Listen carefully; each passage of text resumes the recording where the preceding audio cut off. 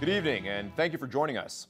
A new ride service has popped up in Thunder Bay, which is attempting to bridge a public transportation shortage in the city and other parts of northwestern Ontario.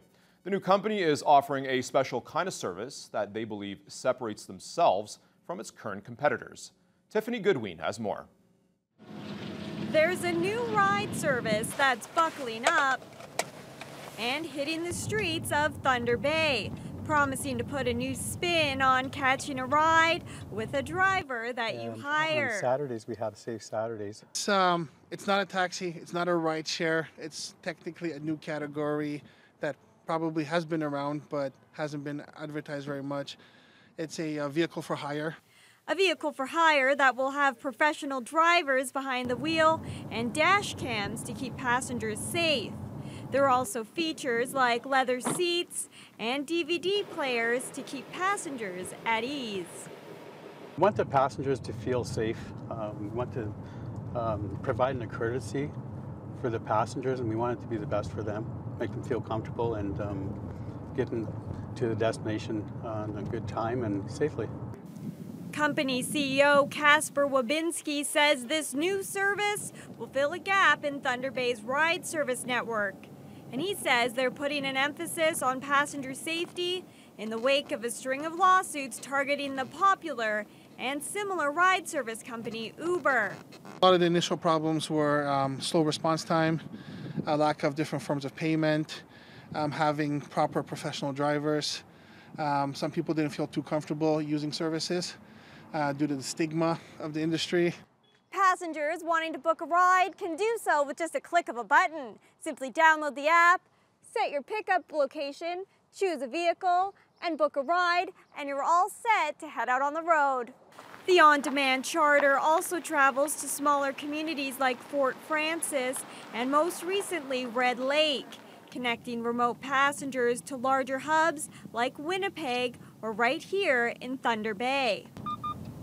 The Kasper Go ride service has already driven some 150 passengers since launching 2 weeks ago, and they're hoping to reach 1,000 members by the end of June. Tiffany Goodwin, TBT News.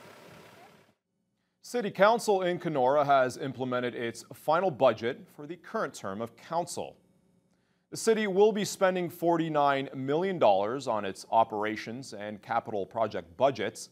Councillor Dan Reynard says he is happy the city was able to levy a small increase of 2.6% at no reductions in service. He adds some homeowners will see an increase in their taxes while others will see a decrease due to recent assessments, which will offset partially by a lower residential tax rate. Reynard says there are several big-ticket items this year which were all recommended by city staff. Obviously, one of the major highlights is the new arts center. That's a $4 million project. There's a lot of excitement about that in the community. The new fire apparatus truck is a huge expenditure. And there's, a lot of it's regular things that we do every year, like $1 million for road improvements, things like that. Hundreds of pop culture fans recently took over the city of Dryden for the second annual Joy-Con event. Everything from Star Wars to video games were on display, bringing joy and nostalgia to young and old alike. Adam Riley has more. They say the meek shall inherit the earth, but it was the geek who inherited Dryden's Best Western for the second annual Joy-Con Pop Culture Fandom Convention over the weekend. Followers from far and wide and of almost every fandom came out to participate in the Retro Arcade, a virtual reality gaming den, check out vendors, and dress up in all sorts of cosplay. Thunder Bay's Emma Kavar showed off her skills with the needle and thread with this rendition of Princess Ariel from The Little Mermaid. I really like the con experience, so I was kind of feeling the urge to go to something, and we were invited when we were at ThunderCon. Somebody came up to us and said, "Oh, I hope I'll see you girls at Joy-Con," and we're going, "What's Joy-Con? We've never heard of it before." Kavar says she enjoys the smaller cons as she is able to meet with other cosplayers and discuss their fandoms and design methods. Andy McIsaac is one of the lead organizers for Joy-Con. He credits the success of last year's event and continued success this year to the community. This thing had Joy-Con had a ton of moving parts, as does any big event. And that's the reason why we were successful, is because we got You know, we got more help from all of our amazing volunteers, businesses, supporters. Last year, Joy-Con's one-day event managed to raise over $8,500 for local charities. This year, $8,000 was raised and will be going towards the CT scan fund at the Regional Health Center. McIsaac still considers it a win and attributes a lower amount to the increase in overhead costs for running the convention for 2 days. Vendor booths lined the walls of the main hall. Some sold comics and others advertised for other events. But one booth featured a machine many in Dryden don't see all too often. Logan Royer is a local entrepreneur who was added to the con at the last minute with his 3D printer. While initially set up to sell some 3D printed items, he inadvertently put on a show for attendees. Even though there's all this other stuff going on at the con, they want to pull up a seat and watch it print for an hour. I try and have some fairly quick prints on there so they can kind of see some development. Apparently it's quite mesmerizing, which I can't argue. Royer hopes to be back for Joy-Con 2019 if it runs again, which McIsaac says, in his own unique way, will most definitely be happening. We're a little tiny band of merry men and women, and we're going to continue marching down that cobblestone path towards joy with our lutes and our mandos and maybe a pan flute. Adam Riley, TBT News. An 11-year-old has marked her publishing debut, the release of The Fallen Tree, a novel charting the adventure of a young woman who gets stranded on a deserted island.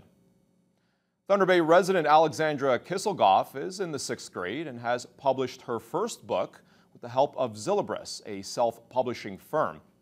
Fallen Tree was inspired by the problems of the real world, such as deforestation leading to habitat loss. Although she has yet to receive professional feedback, she says her friends and family have enjoyed the book so far.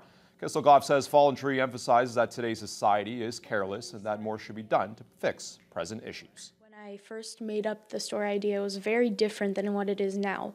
And throughout the years, now I'm in grade 6, I basically learned more about how the world works and that it's not perfect.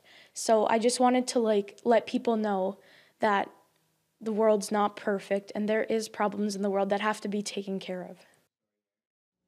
The book is sold on multiple websites, including Amazon and Indigo Chapters. Kisselgoff says that she is already thinking of ideas for her next story. Confederation College held its longtime ceremony for its newest batch of registered practical nurses today. 34 future nurses celebrated their designations that will unite them with other nurses across the country. Some words of encouragement were said by college president Jim Matter before the RPNs would take the stage. Many of the eager graduates and proud parents were filled with joy when they finally received their pins as official nurses. Class valedictorian Samara Savoie says this year was especially difficult because of the faculty strike. There's a lot of stressful components to the program that are required to graduate. We do over 850 hours of clinical time, and it's a lot. And then on top of that, you feel like you're falling so far behind with the strike. So it's really very validating to come to the end of the year and finally just put it all behind you, enter into the profession, and just look back at your hard work and be proud of yourself. Final part of the ceremony saw recent graduates recite the Nightingale Pledge, a tradition for all nurses. Earlier today, the Da Vinci Center was home to an event fit for not just one princess, but several others. Over 100 people were in attendance at the 4th annual Cystic Fibrosis Princess Ball. Fundraiser helped bring in donations and heightened awareness of the disease. Ticket sales were not the only proceeds. The event included a jewelry vendor and auctions for gift bags. The little ladies got the opportunity to meet their favorite princess and enjoyed some chat and dance. Chair of the ball says the event brings a fairy tale to life, something the children have always wished to be a part of. It's bringing almost fantasy to real life where it's tangible. They can touch it, they can see it, they can smell it. And most of the kids, they walk up to the door and they go, because they see all the princes and they're just frozen until they see their favorite princess. And usually they just run and they introduce themselves and they take the princess by the hand and they go to their table. Event organizers say they hope to raise over $10,000 for Cystic Fibrosis Canada. And every year, all regional police service organizations come together to raise funds and awareness at a walk for Special Olympic athletes in the city. The Law Enforcement Torch Run was held today, where City authorities celebrated the 300-plus athletes that participated in the Special Olympics. Thunder Bay is one of the only places in Ontario that offers 18 different sports for Special Olympic competitors. Athlete Tanya Fala says she loves the feeling of community that the programs provide her. I like community because I like to hang out after school and going to the movies, going swimming, or going out for supper, or hanging out. By raising funds, we're able to support the local Special Olympics program, and they're able to run these programs and meet the needs of all the different individuals, whether they are young or old. They really try to offer year-round, well-rounded programming. Julie Tilbury says the law enforcement community is ecstatic with the growing number of athletes joining the local Special Olympic programs, saying that the positive spirits do more for them than they do for those athletes. Now, Randy, Thunder Bay Chill looking for a bounce-back performance after their loss from Des Moines. Yeah, they lost Friday night 3-0, trying to get on the scoreboard against another unbeaten team, Chicago. Stick